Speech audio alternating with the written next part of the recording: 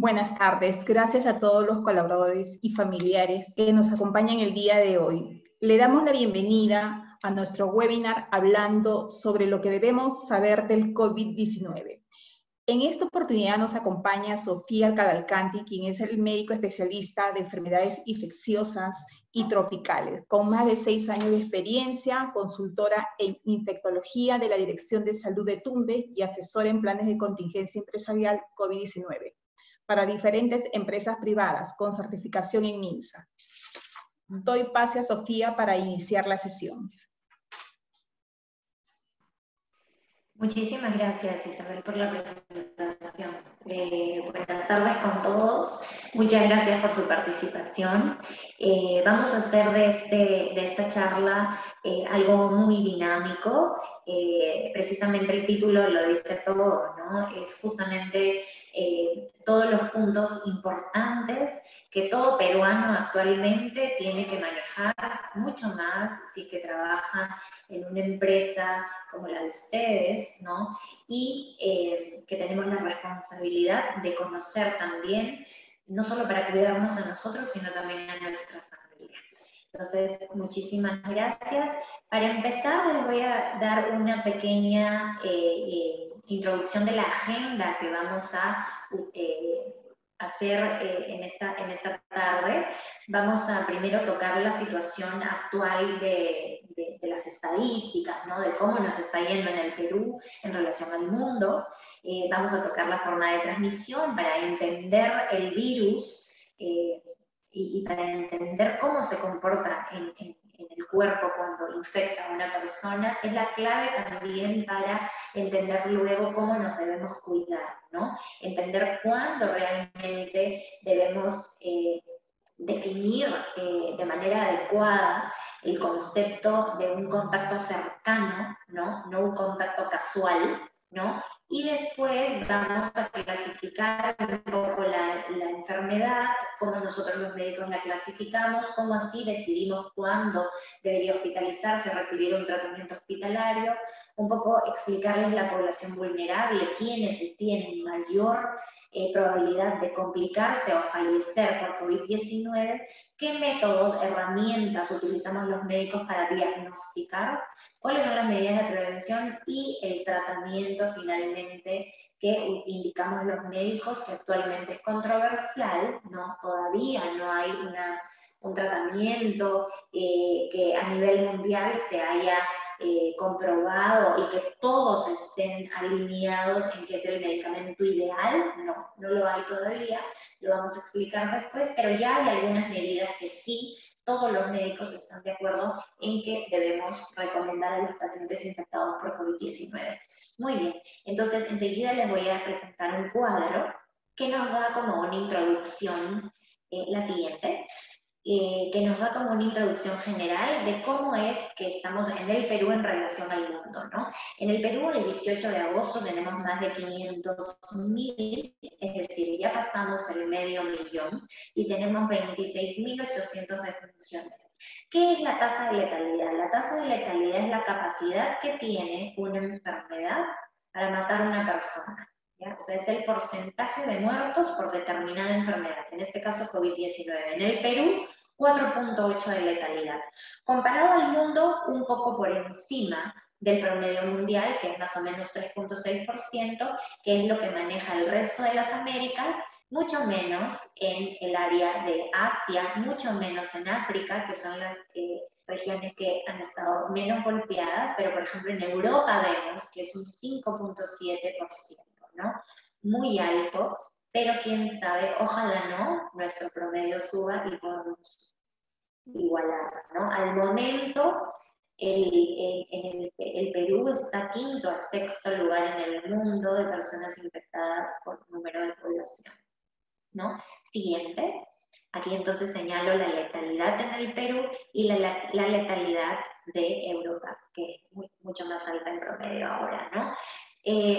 La siguiente gráfica es para que ustedes den una idea de cómo es que está la curva. Todo el mundo habla de la curva. ¿Cómo está la curva en el Perú?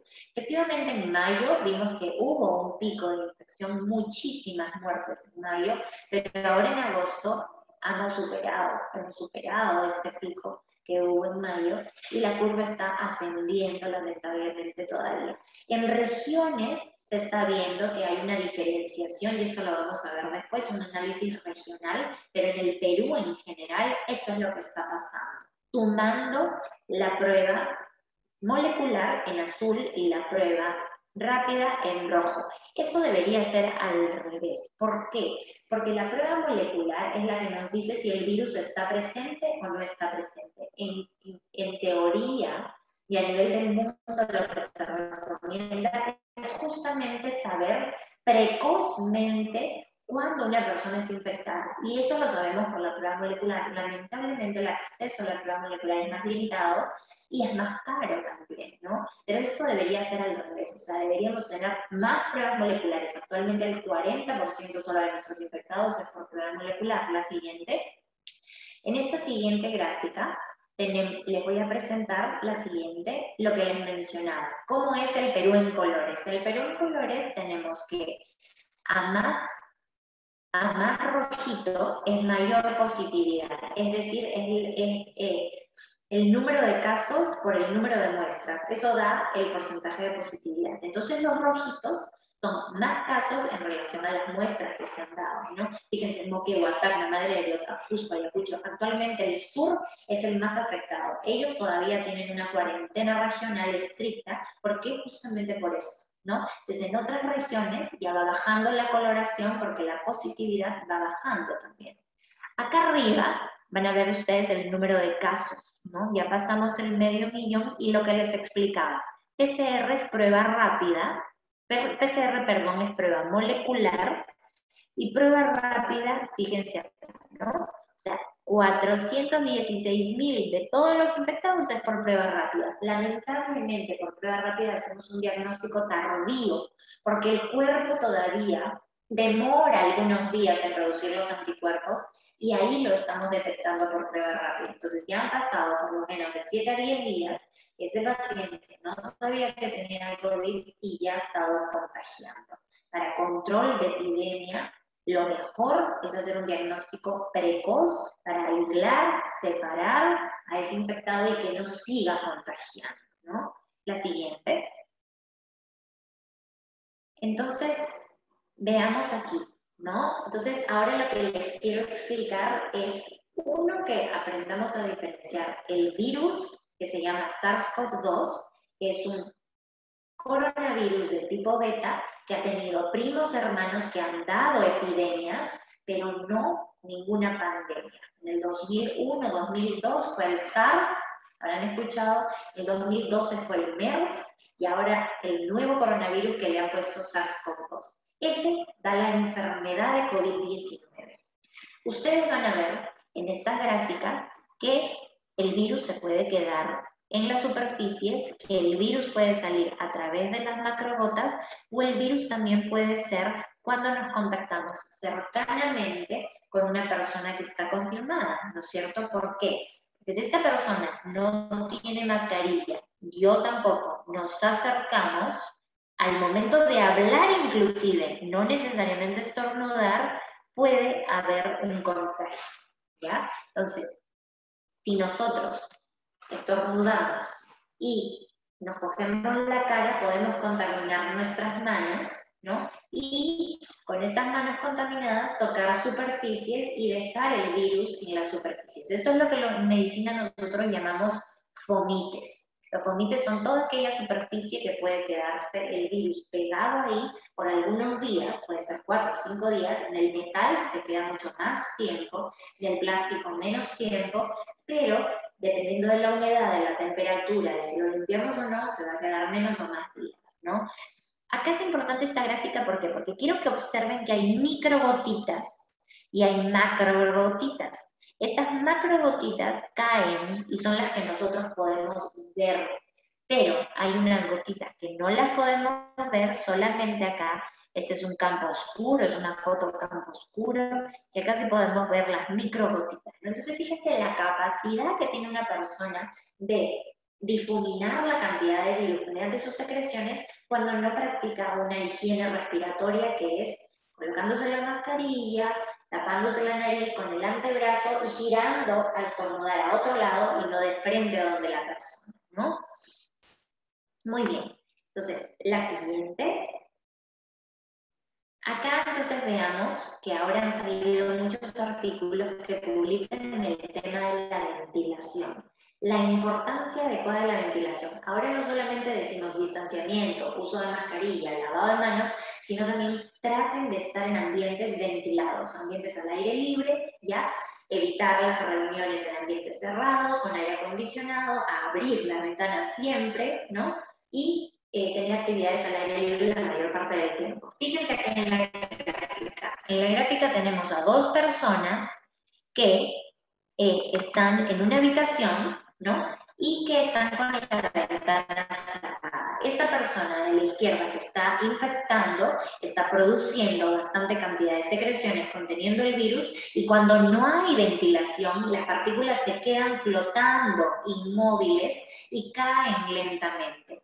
En cambio, cuando hay ventilación, hay una corriente de entrada y salida, ¿no? Y el virus no va a llegar a alcanzar a la persona, ni tampoco se queda flotando arriba, si no hay una circulación. Entonces, por eso, bien importante, que, por ejemplo, si tenemos una persona que está aislada en nuestra casa, ponerla en una habitación ventilada y separada para que los virus puedan circular y salir al ambiente y no poder quedarse en una habitación. Por ejemplo, los ascensores es un ejemplo muy importante, ¿no? No hay ventilación, todo el tiempo está cerrado. El virus muy probablemente se va a quedar flotando ahí y va a caer muy lentamente, ¿no? Entonces, importante de mencionar. La siguiente, por favor.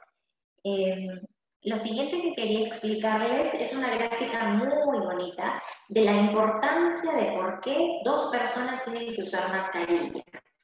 Acá, por ejemplo, el paciente varón de pelo marrón no sabe que está infectado.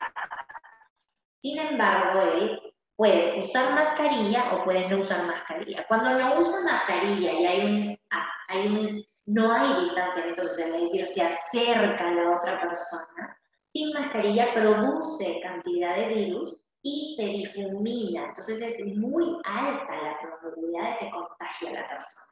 Si la otra persona utiliza la mascarilla, pero no está infectada, sí, la protege un poco. Pero fíjense la cantidad de virus que sigue saliendo de la persona que no utiliza mascarilla. Pero cuando utiliza la mascarilla, la mitad de las secreciones se quedan retenidas en la mascarilla. Entonces, disminuye la probabilidad de contagiar a la otra persona. Entonces, la mascarilla no solamente la debe tener la persona que no está infectada para cuidarse, sino sobre todo los que están con síntomas y sobre todo los que podrían estar contagiados. Cuando las dos personas utilizan la mascarilla, baja mucho más la probabilidad de contagio y fíjense, mucho más cuando están distanciados. Y ya anula la probabilidad de contagio cuando cada uno está en su casa o en habitaciones separadas, sin comunicación, ¿no? Y esto es lo que se llama aislamiento aéreo. Siguiente, por favor. Entonces, lo siguiente que quería explicarles, es la definición de contacto directo o cercano. Esto ya está normado inclusive, ¿ya? Yo arriba les estoy poniendo una definición que es la que yo practico y la que les enseño a mis pacientes. ¿Qué significa? Cuando yo voy a tener que recurrir a avisar a mi doctor que he tenido un contacto cercano. Cuando he estado más de 1 hora con un paciente sospechoso o confirmado, con menos de 2 metros de distancia, ¿no? Sin protección, sin mascarilla, y mucho más cuando es un ambiente cerrado. Ahí yo tengo que decir, uy, tengo que avisar porque puede ser que me haya contagiado, tengo que tomar las medidas, ¿ya? Entonces, ¿dónde más nos encontramos así? En la casa. En la casa, nosotros, en un ambiente intradomiciliario, no usamos mascarilla, nos abrazamos a nuestros familiares, ¿no es cierto? Estamos en ambientes a veces cerrados porque hace frío, ¿no? Cerramos, ¿no? Y eso puede facilitar el contagio, ¿no? Entonces, hay una estadística que dice que de 6 personas, 1 persona se infecta y el resto, 5 que quedan, 3 siempre se infectan. ¿Ya? Entonces, cuando a mí me llama y me dice, doctor, Lo digo con 5 personas. Yo estoy infectado, le digo, ok, hay alta probabilidad de que el resto de tu familia también se infecte. Entonces todos tendrían que hacer cuarentena, observar los síntomas también, y de todas maneras tú que ya estás confirmado permaneces aislado, ¿no? Pero el resto de la familia los tengo que observar también porque hay alta probabilidad de que estén contagiados. El Ministerio de Salud ya lanzó la norma 448 y ahí especifica lo que se llama contacto cercano, más o menos igual a la definición que yo utilizo. Yo he aumentado algunas cositas más, pero ellos lo ponen así, ¿no? Una persona con la que está confirmada, una persona con la que he tenido contacto, está confirmada, con la que me he relacionado a menos de 1 metro por más de 1 hora sin protección, ¿no? Entonces, esta es la definición. Y para el personal de salud que trabajamos con personas, por ejemplo, cuidados intensivos, manejamos la vía aérea, el paciente está con su tubito, tocamos, manejamos secreciones, si he tenido una contaminación con esa secreción, definitivamente, y no he tenido el equipo de protección personal adecuado, también estoy en riesgo y es un caso cercano. La siguiente, pues ya vamos ahora, me parece, a la clasificación, ¿no? A cómo nosotros clasificamos, o sea, importante saber, o sea, los médicos siempre decimos, tú tienes un 80% de probabilidad de ser una enfermedad leve o moderada, pero tienes un 15% de ser una enfermedad severa y un 5% de ser una enfermedad crítica. Cuidados intensivos, esto va a ir a más o menos dependiendo de los factores de riesgo que tú tengas como paciente, ¿no? Entonces, por ejemplo, los niños, hay mucho más alta probabilidad, inclusive llegando al 90-95%, que sea solo una infección leve. Sin embargo, un ancianito ya cambia los promedios, ¿no? Tiene más de un 20-25% de que sea una enfermedad crítica. La siguiente. Entonces, acá vamos a tocar la principal sintomatología, la siguiente, la principal sintomatología de qué es lo que van a sentir cuando tenemos una enfermedad leve o una enfermedad moderada o una enfermedad severa. La siguiente.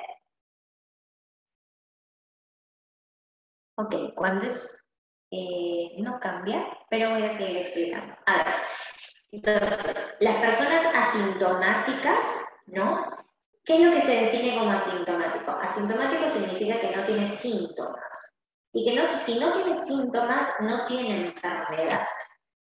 Si no tiene enfermedad, sí, es una persona sana, efectivamente. Pero eso no quiere decir que no tenga la infección adentro y que no pueda contagiar. Son dos cosas totalmente diferentes. La OMS hace unos meses dijo que los asintomáticos no contagian. Es algo que fue tomado un poco al extremo, porque ya hay descubrimientos y hay muchos artículos que dicen que sí contagian los asintomáticos. Solo que efectivamente tienen mucho menos viabilidad de contagiar, es decir, contagian pocos días, pero sí pueden contagiar. Ahora, con la siguiente gráfica yo les quiero decir la gravedad de la enfermedad, ¿no? La gravedad de la enfermedad es muy importante evaluar, porque mientras más grave sea la enfermedad, más contagia. Y eso se lo voy a explicar después en una gráfica. Pero fíjense que aún son malas las noticias de que tenemos esta enfermedad, ¿no? El 80% a más la recupera sin ninguna secuela. Vence el COVID y no queda con ninguna secuela y queda con inmunidad, al menos temporal, por unos meses, ¿no? La siguiente.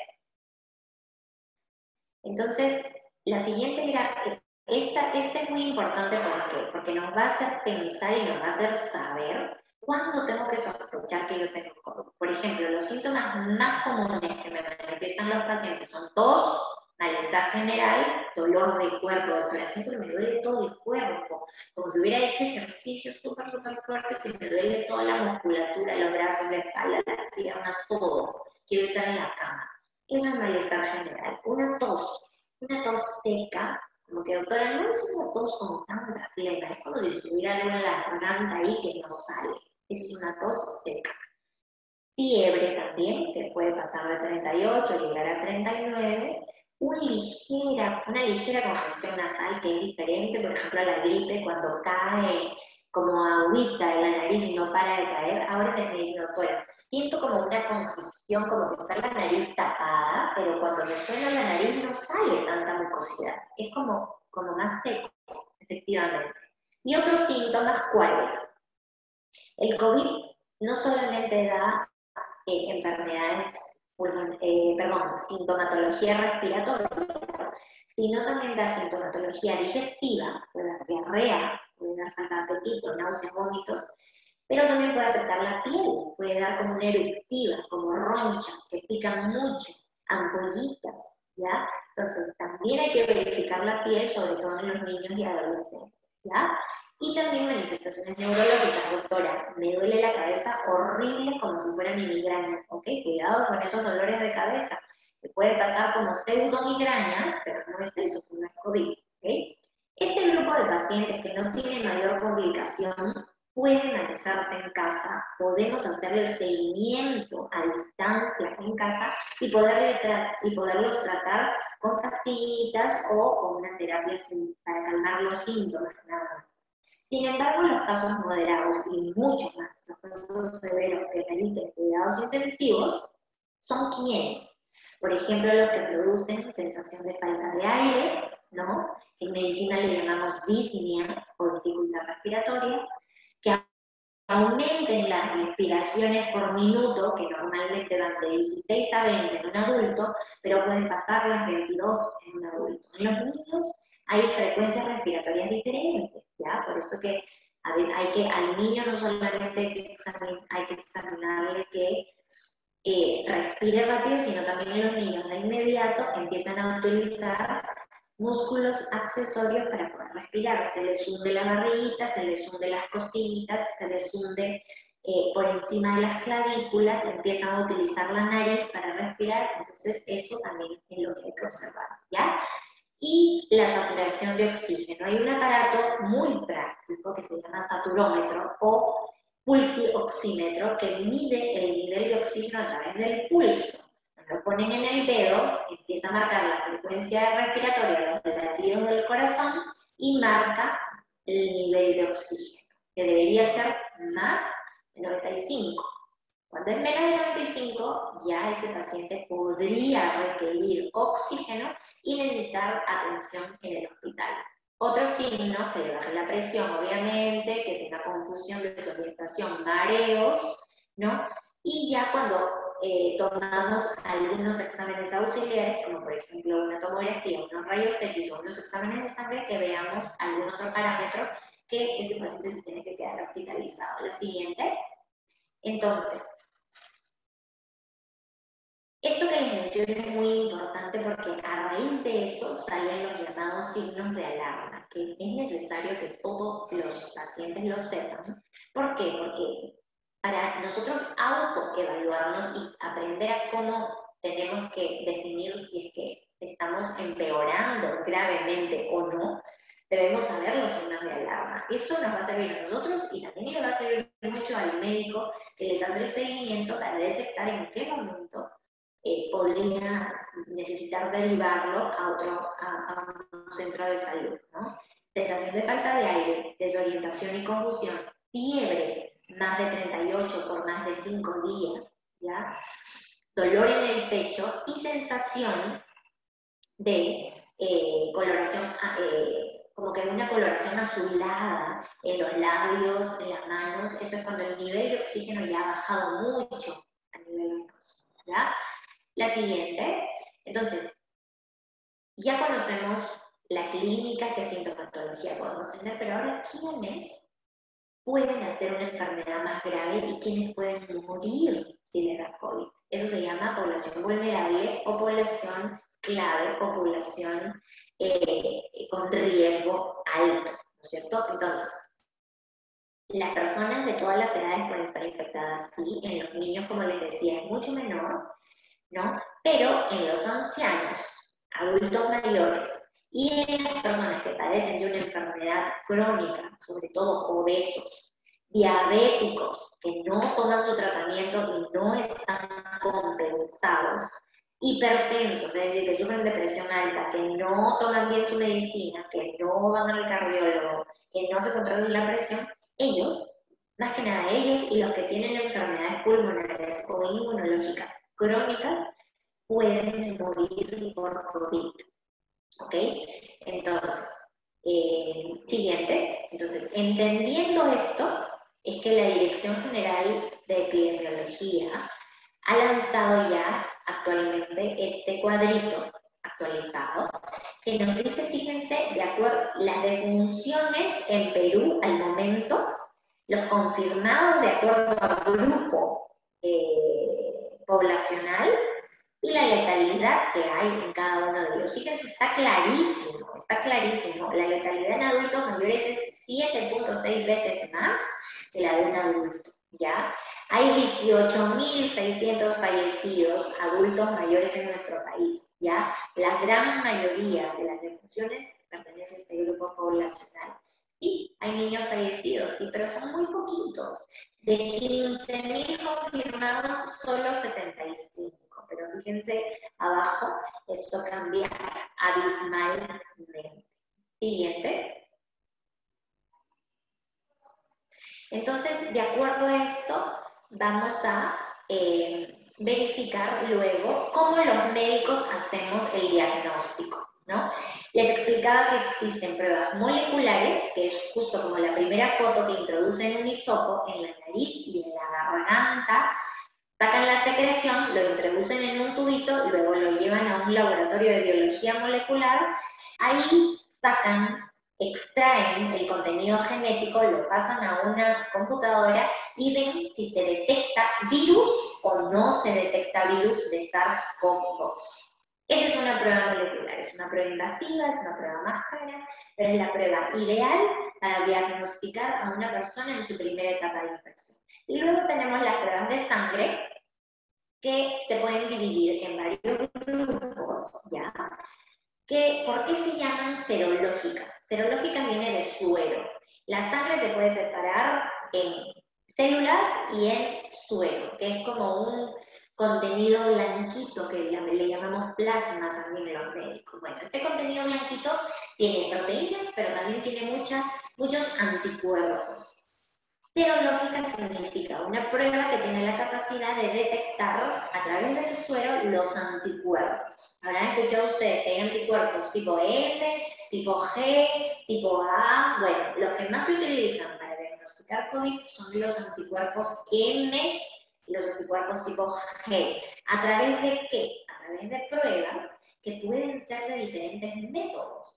La más fácil, la más simple, la más barata es la prueba rápida, pero que es una prueba que puede tener cierto margen de error, que puede dar falsos negativos, más que todo al principio de la enfermedad, pero también puede dar un poco de falsos positivos dependiendo de la calidad de la prueba. Entonces, ya hay otras pruebas serológicas que son un poco más eficientes que la prueba rápida, como la ELISA, como la quimioluminiscencia, que la tenemos a disponibilidad en laboratorios privados. El MINSA todavía hace solamente prueba molecular y solamente prueba rápida, ¿ok? Muy bien, siguiente. Entonces, este cuadrito es bien importante. En este cuadrito vamos a ver varias curvas. La curva azul representa a los virus. Arriba dice ARN SARS-CoV-2. Entonces, esa prueba me la dice la prueba molecular. ¿Se acuerdan? Que me dice si se detecta o no se detecta virus. Y la roja y la verde son curvas que van a detectar anticuerpos. Tipo M es el primero que se produce en infección aguda, en infección activa, pero tiene un tiempo y se desaparece. Luego viene el rojo, que es el IgG, que se demora en aparecer, pasados los 14 días en la infección, pero permanece en el tiempo, algunos meses, y es el que nos da la inmunidad. Entonces, cuando viene un paciente y me cuenta sus síntomas, yo trato de imaginarme esta gráfica en mi cabeza, individualizada para cada paciente. ¿Por qué? Porque esta gráfica que les presento aquí es una gráfica académica. No se va a verificar, no se va a repetir al 100% en todos los organismos, porque nosotros no somos robots, no somos un libro, sino somos seres humanos que cada uno forma sus anticuerpos en diferentes momentos y en diferentes formas, ¿no? Entonces, lo importante de esto que es entender que en la primera etapa no hay anticuerpos, porque nuestro organismo todavía no lo ha formado. Para que exista la formación tiene que pasar por lo menos 7 días que se empieza a producir el IgM y por lo menos 14 días, un poquito más, que se empieza a producir el IgG. Entonces, lo importante de esto también que es que antes de los síntomas, imagínense, en ese paciente le empezaron los síntomas en el día 7, pero a partir del día 5 o antes, ese paciente no tenía síntomas. Es un periodo de ventana, ¿por qué? Porque va a ser negativo a las pruebas de anticuerpos, a las pruebas rápidas, a las pruebas serológicas, pero mi prueba molecular ya me puede salir positiva.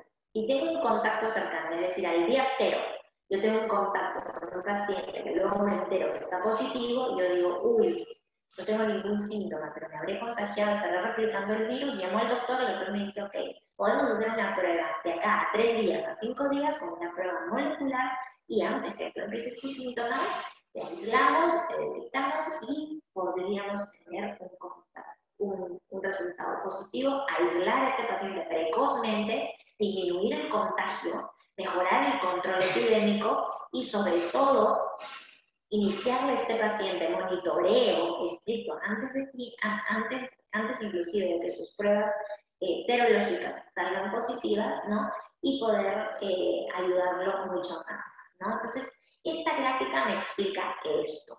La siguiente es muy parecida, pero tiene otra forma para que ustedes puedan entender un poquito más cómo lo que les estoy explicando, ¿no? La siguiente gráfica, ¿sí? Nos separa día de infección arriba, es decir, esos días son desde el que el virus entró a mi cuerpo en adelante. Y los otros días van a ser los días de enfermedad que van a aparecer abajo. ¿Por qué? Acá es para nuevamente explicarles el tiempo de incubación. El tiempo de incubación es el tiempo, la diferencia desde que el virus entra hasta que empiezo a presentar los síntomas, ¿ya?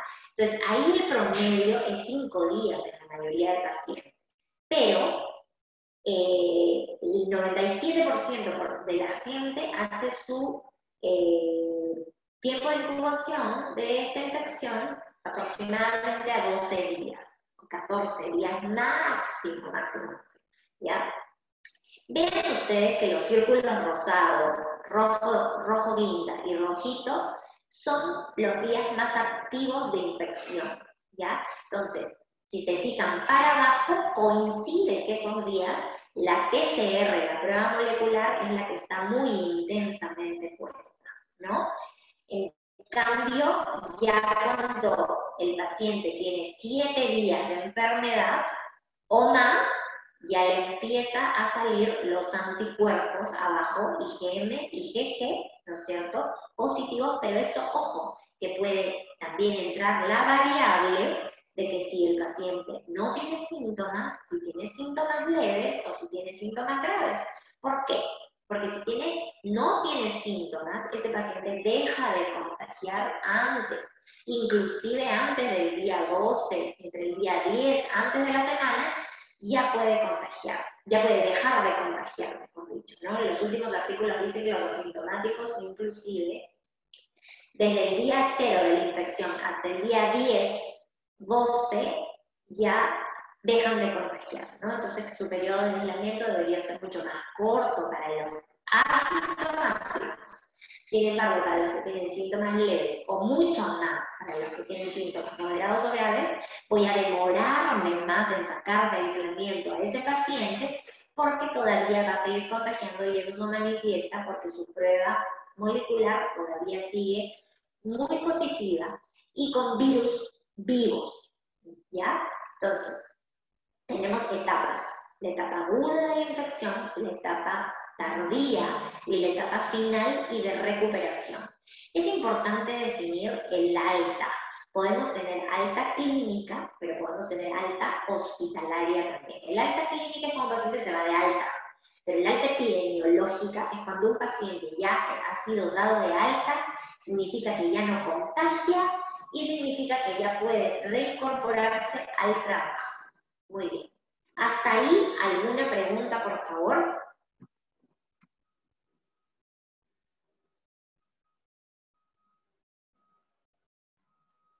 Y es que doy lectura a las preguntas o me leen las preguntas y yo las voy respondiendo. Sofía, te voy leyendo las preguntas que hay en el chat. Hay un par de preguntitas. Ok. Bueno, Pedro nos pregunta si hay algún alcance acerca de la frecuencia cardíaca. Creo que se refiere a la frecuencia respiratoria en cuanto al COVID. No sé si hay algún comentario sobre eso. Sí. A ver, mencioné al principio de la presentación que el virus no solo afecta el aparato respiratorio, también podría afectar otros órganos, ¿ya? También puede afectar el aparato digestivo, incluyendo el hígado, también puede afectar el aparato cardiovascular, ¿ya? Haciendo coágulos dentro de las arterias pequeñas y grandes, y también puede afectar el pericardio, que es la capa que envuelve el corazón, ¿ya? Entonces, de repente, tratando de relacionar la frecuencia cardíaca, el COVID también puede dar en algunos pacientes síntomas como de infarto cardíaco, de alguna trombosis, ¿ya? Pulmonar o periférica. Periférica, por ejemplo, ustedes habrán visto cuando le da gangrena en la pierna o se hincha mucho la pierna y cambia de color, como que se muere, ya, y tienen que amputar, también puede dar, ya. Entonces, eso más que nada en casos moderados o graves, ya. Por eso es que indicamos anticoagulación, ya. Entonces, la frecuencia cardíaca puede aumentar también cuando pueden tener alguna enfermedad cardíaca, pero esto es poco común, no es muy común ver COVID, pero puede ser, ¿ya? Ahora, lo que sí es verdad también es que cuando nos falta el aire, para compensar nuestro organismo, aumenta también los latidos del corazón. Igualito, cuando hacemos deporte, empezamos a querer recuperar, nuestros músculos necesitan mayor oxigenación, empezamos a respirar más rápido y nuestro corazón bombea más rápido porque necesitamos más oxígeno. Igual es cuando hay una afección pulmonar. Quizás por ahí va la respuesta, ¿ya? ¿Otra pregunta? Sí, te leo otra pregunta de parte de Víctor. Nos pregunta si los anticuerpos M y G solo se forman cuando hay infección por coronavirus o también cuando hay otra infección fuerte en el cuerpo. Claro, mira, todas las infecciones. Yo que veo enfermedades infecciosas, por ejemplo, para yo diagnosticar virus como Epstein-Barr, citomegalovirus, virus en general, comunes y corrientes, utilizo pruebas de anticuerpos, por supuesto. Estos anticuerpos en medicina se llaman inmunoglobulinas y producimos inmunoglobulinas absolutamente para todas las infecciones, ¿ya? Entonces yo como médica quiero buscar tal infección, busco anticuerpos en tu cuerpo que hayan podido formarse si es que se te ha metido este virus. Si es que se te ha metido el otro virus, yo busco los anticuerpos y pido un examen específicamente para otro virus. ¿Me dejo entender?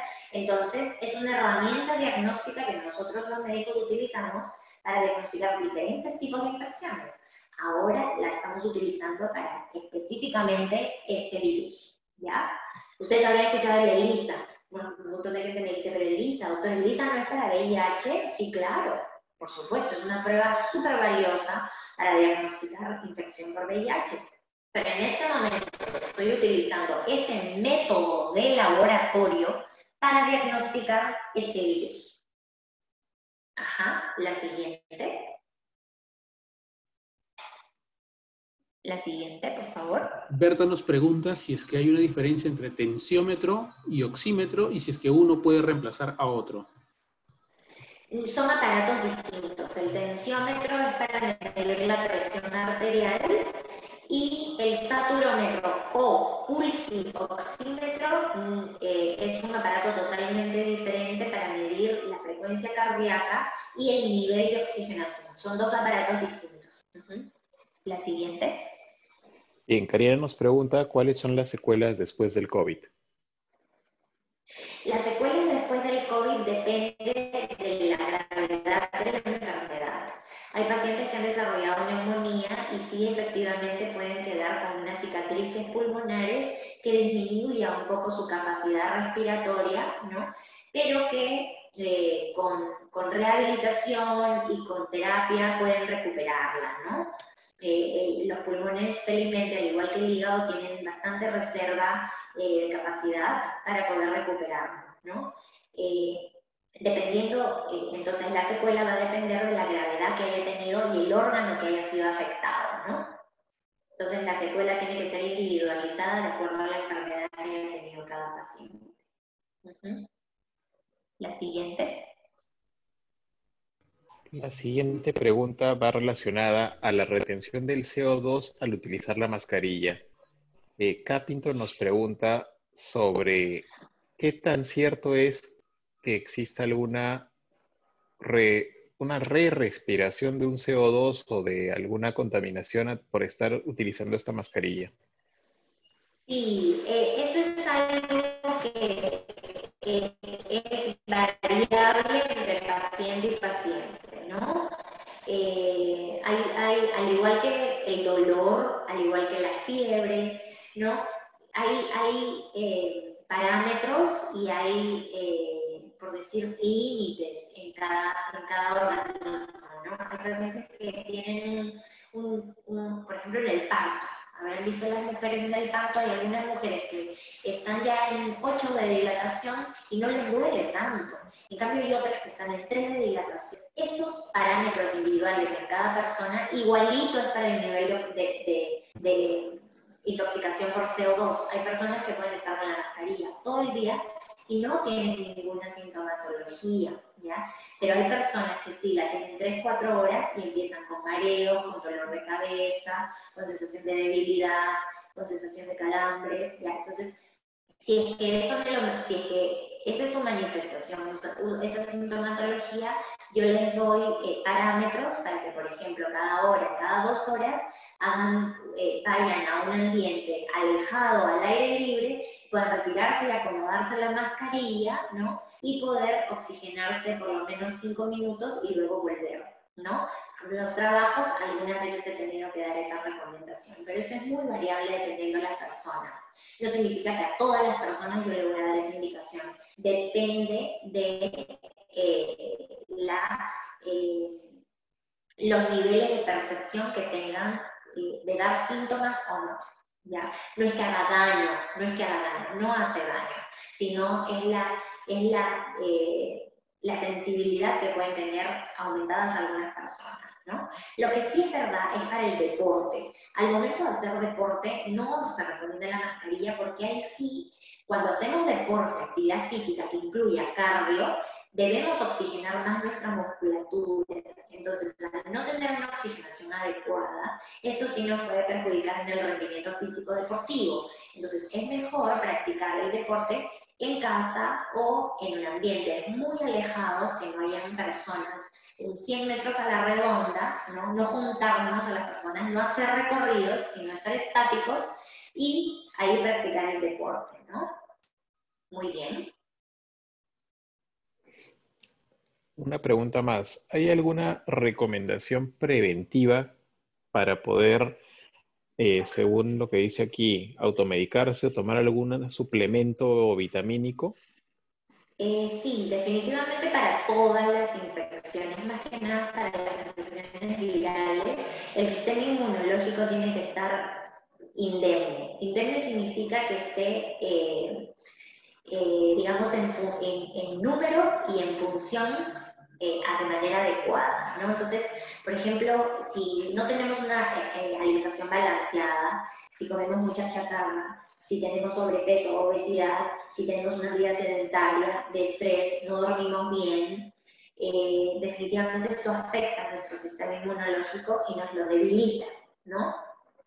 Entonces, la recomendación, por supuesto, que es una alimentación sana, encontrar en las frutas, en las verduras, vitamina C, zinc, vitamina D, magnesio, fierro, ácido fólico, ¿no? Y que nos pueda tener el sistema inmunológico, digamos que intacto, ¿no? Al igual que disminuir otros factores de riesgo como el tabaquismo, como los hábitos nocivos, la mala alimentación, ¿no? Todo este grupo de hábitos nocivos los tenemos que eliminar definitivamente en esta pandemia, ¿no? Ok, ¿hasta ahí alguna pregunta más? ¿Cuáles son los niveles de saturación de oxígeno que deberíamos encontrar como normales, dependiendo en dónde se encuentran las personas, en la costa, en la sierra, en la selva? Muy buena pregunta.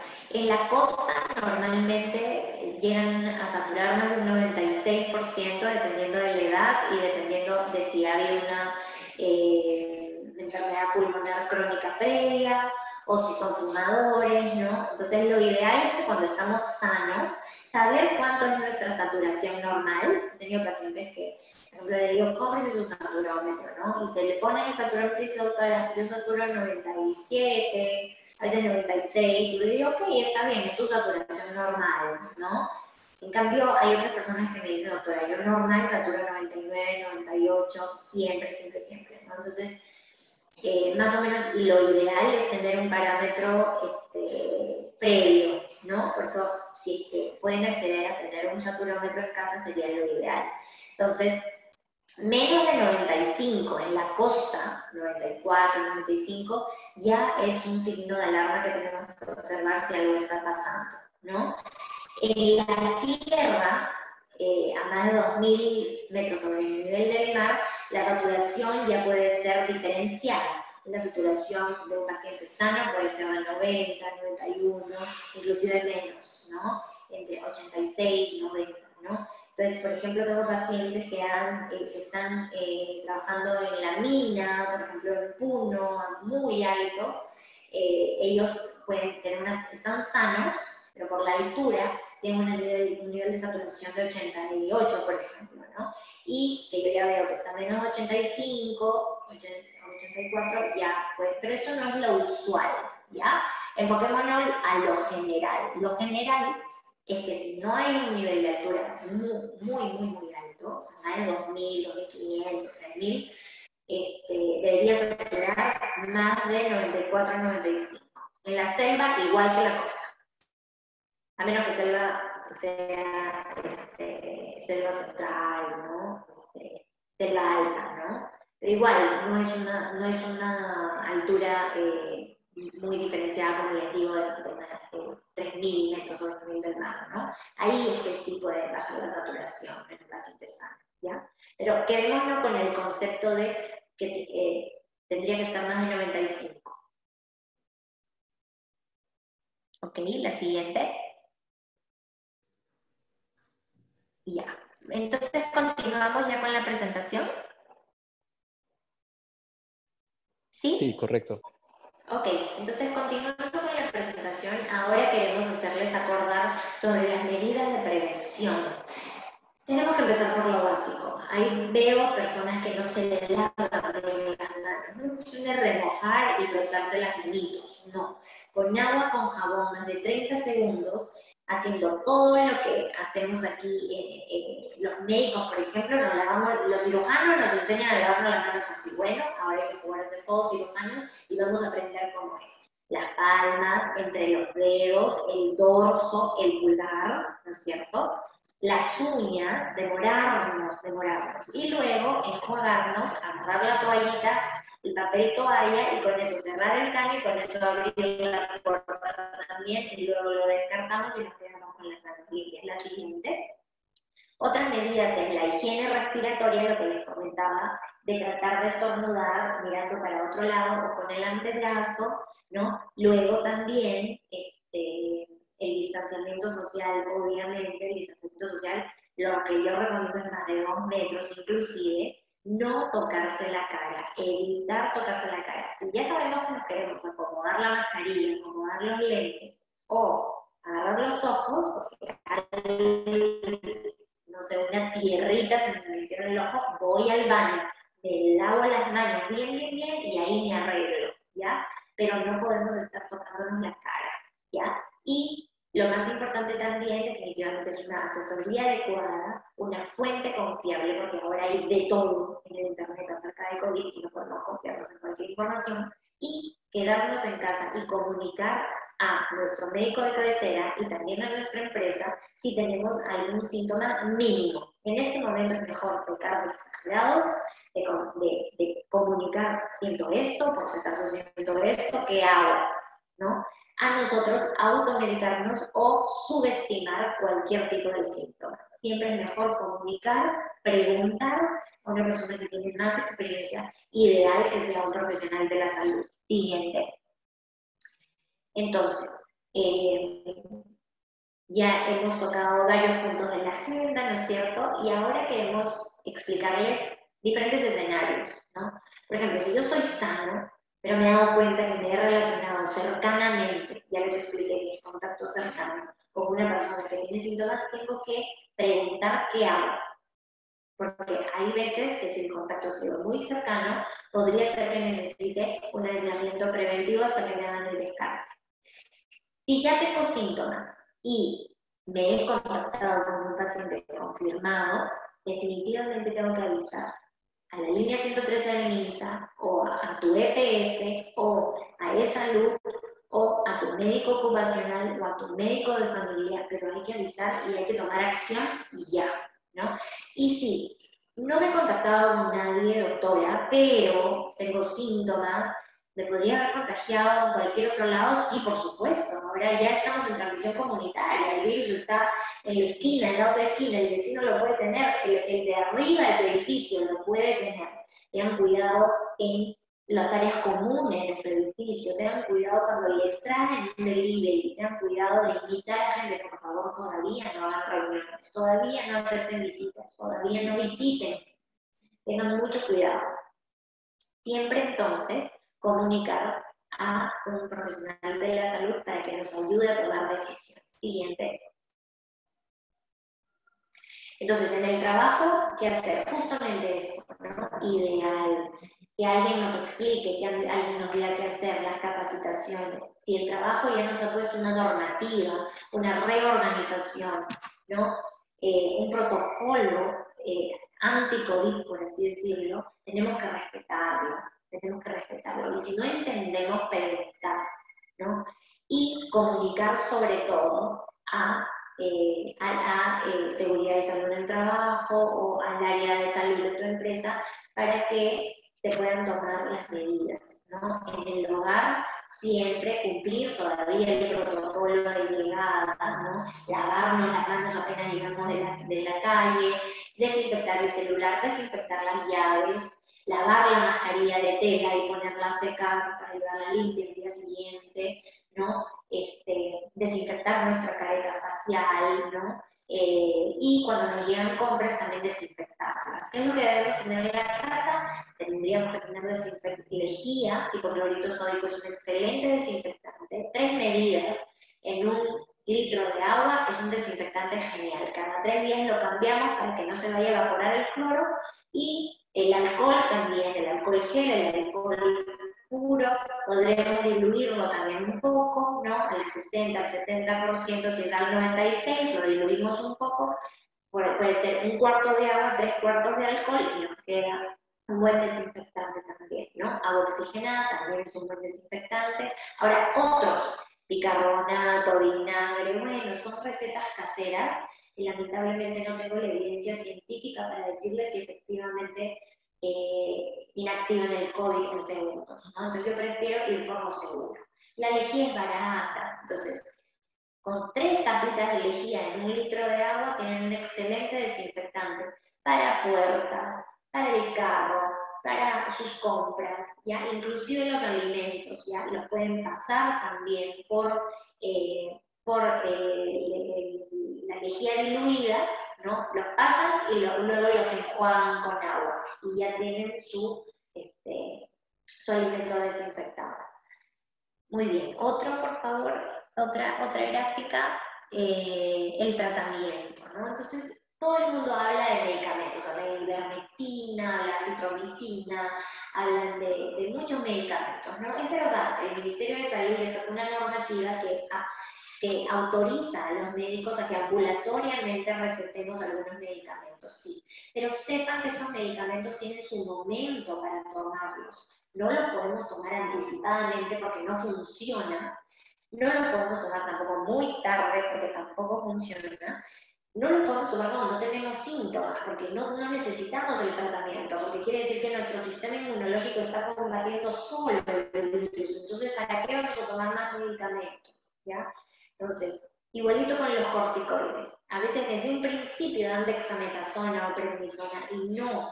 ¿Por qué? Porque los corticoides tienden a enlentecer nuestro sistema inmunológico. Entonces, la principal arma de guerra cuando nos da una infección es nuestro propio sistema inmunológico, no es ningún medicamento. Entonces, si damos algo para debilitar nuestro sistema inmunológico, nos estamos poniendo la soga al cuello nosotros mismos, ¿ya? Entonces, hay mucha controversia a raíz de estos tratamientos. En otros países utilizan medicamentos que en el Perú no utilizamos.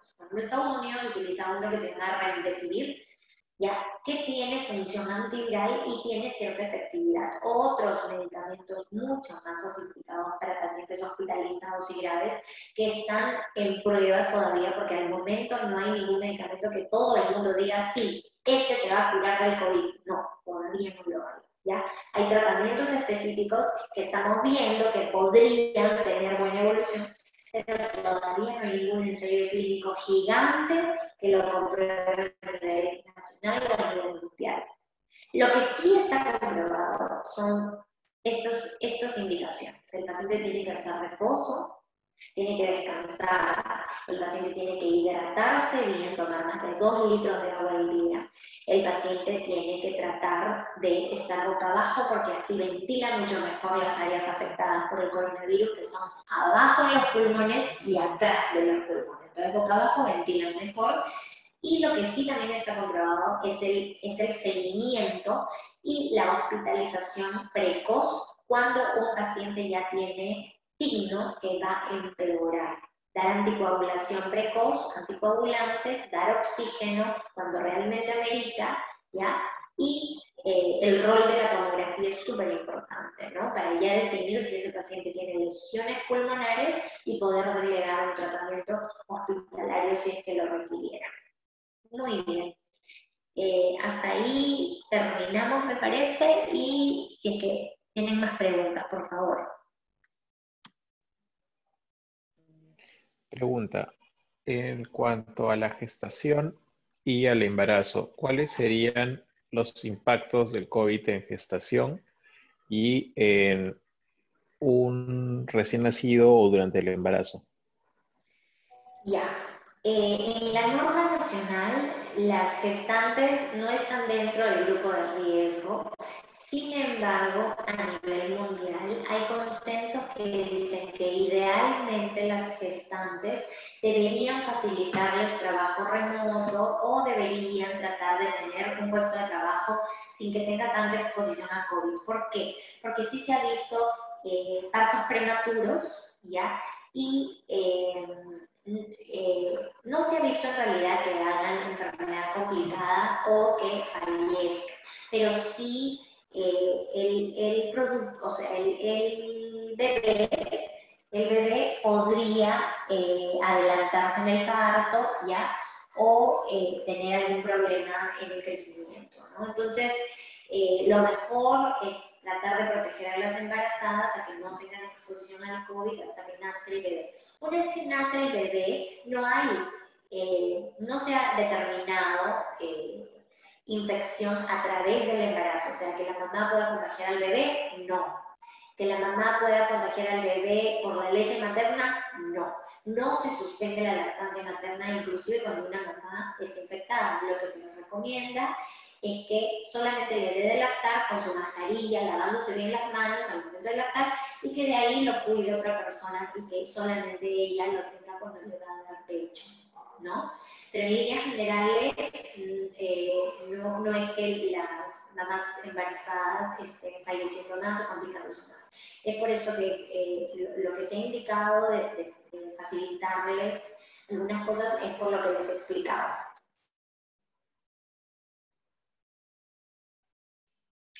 ¿Otra pregunta?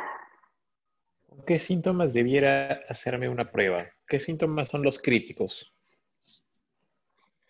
En realidad, toda persona que ya entra en la definición de sospechosa ya debería tenerse una prueba, ¿no? Sospechoso, mencioné que eran 2 o más síntomas. O sea, si yo ya tengo fiebre, si tengo dolor de garganta, si tengo dolor de cabeza, tengo pérdida del olfato, si tengo diarrea y fiebre, ¿no? Si ya entré en sospechoso, tengo que llamar al médico. Si el médico me dice, a ver, me parece que es esto, vamos a darte este tratamiento, si no funciona, y al médico muy probablemente le diga, mira, podría ser que tengas COVID, así que hay que hacerte esta prueba, ¿no?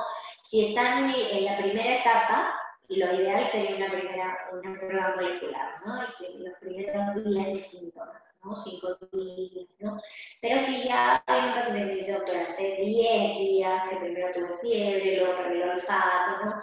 Lo más probable es que sea COVID y le puedo mandar a hacer una prueba serológica porque ya pasaron más de 10 días de su infección, ¿no? A la actualidad lo ideal es tratar de descartar a todos, ¿no? Y tratar de diagnosticar de manera precoz, ¿ya? Eso es lo ideal. Entonces, no es que hay un síntoma crítico, no. Lo ideal es que aún tenga síntomas leves, me haga el descarte, porque así yo voy a saber que tengo que hacer un aislamiento estricto y poder evitar contagiar a más personas. Me preguntan sobre transporte público. Definitivamente el transporte público implica un riesgo, sí, porque, miren, el Ministerio de Transporte ya ha dado lineamientos, ha dicho que todas las ventanas del bus tienen que ir abiertas, que se debería, que ninguno puede ir de pie, ¿no? Que todos deberían estar con mascarilla, careta facial y con desinfección de manos con alcohol. Pero en nuestro país la verdad que las reglas no se están cumpliendo, las reglas de los juegos no se están cumpliendo. La verdad que nuestro servicio de transporte es bien desordenado, sobre todo en Lima, ¿no? Entonces, si es que se puede evitar tomar transporte público, hay que tratar de hacerlo. Y si no, tratar de utilizar el transporte público en momentos que no son picos, para que no haya gran cantidad de personas, ¿no? Entonces, estaba leyendo una pregunta sobre si primero podía formarse la inmunoglobulina G antes que la M. No, no es así. Para todas las infecciones, la primera en reaccionar es la de tipo M, y al final la que da inmunidad permanente o persistente es la tipo G de gato, ¿no? No al revés. Ajá. Si ustedes tienen alguna pregunta, me la alcanzan mientras yo también voy leyendo, ¿no? Hay muchas que ya he respondido durante la exposición, ¿no? Las mujeres embarazadas. Quería saber si puedo contratar a una persona que trabaje en casa con los niños, ¿qué pruebas me recomiendas hacerle para que no nos contagiemos? Lo ideal es hacer una prueba molecular, ¿no? Al inicio para descartar que esta persona contagie, que tenga la capacidad de contagiar. ¿Cómo nosotros indicamos el aislamiento, ¿no? Por ejemplo, hay protocolos para trabajadores antes de ir a la mina, ¿no? Que es de los mejores protocolos que he visto, que antes de subir a la mina, antes de entrar a la planta, los colocan en un hotel por 3 a 5 días, y entre el día 3 a 5 les toman una prueba molecular para determinar si ha habido un contacto reciente, ¿no? Y si sale negativo, entran a la mina, ¿no? Entonces, esto podría ser un protocolo para las empleadas del lugar también, ¿no? hacerles un pequeño aislamiento y luego ya hacerle la prueba molecular. Sería lo más seguro. Sin embargo, entiendo también que la logística y operativamente es difícil, ¿no? Entonces, las recomendaciones yo también las trato de adaptar lo mejor que puedo a la realidad de cada hogar y a la economía también de las personas, ¿no? Ok, otras preguntas. Si tengo tos o dolor de garganta por más de una semana, pero no otros síntomas, ¿es COVID? Sí, podría ser dolor de garganta y tos, ya entra dentro de una sintomatología leve y pasado la semana de síntomas ya podría hacerse una prueba de sangre o prueba molecular, ambas, ¿no? Cualquiera de las dos.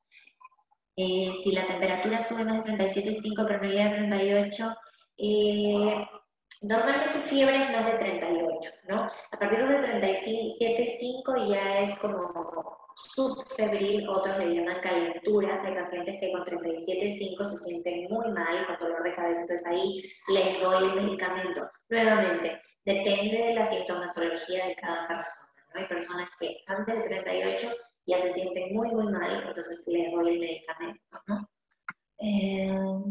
Muy bien. ¿Tenemos alguna otra pregunta? ¿Me comentarán el resto de panelistas, por favor?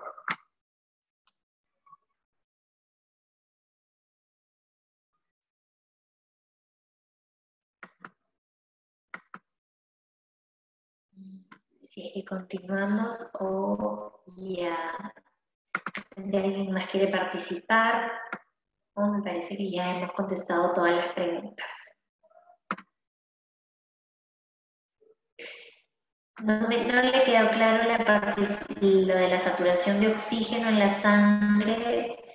Ya, una persona de 76 años que vive en la altitud, normalmente la saturación podría bordear los 90, ¿no?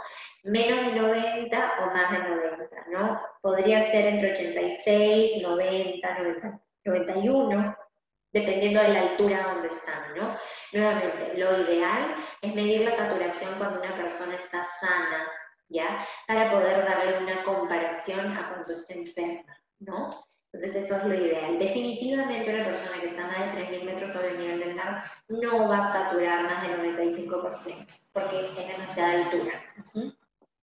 Muy bien. ¿Qué hacer si la saturación baja? Cuando la saturación baja menos de 94, de inmediato hay que llamar a un médico para que pueda hacerles la valoración y ver si es que esto se acompaña de otra sintomatología. Si es una sensación de falta de aire con disminución de saturación de oxígeno más de 94, si tengo estas dos, no llamo a nadie. De frente acudo a la clínica o al hospital para que me hagan el descarte y me puedan evaluar y dar el tratamiento pertinente. Muy bien.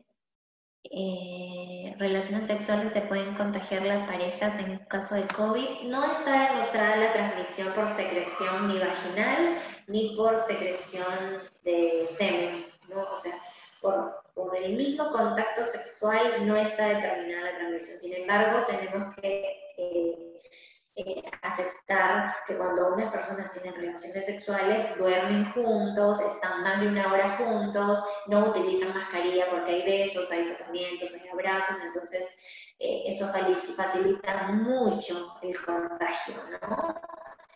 Entonces, pero si me preguntas específicamente, así como el VIH, como enfermedades venéreas se transmite por ahí el COVID, no.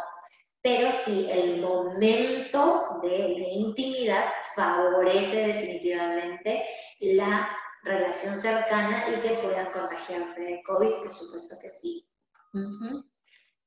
¿Alguna otra?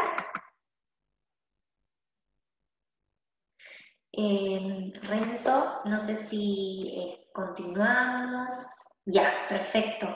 Entonces, si es que ya no hay ninguna pregunta, pasamos entonces a despedirnos. Les agradezco mucho. Si es que me pueden poner la última diapositiva para que puedan ver mis datos y agradecerles también la participación.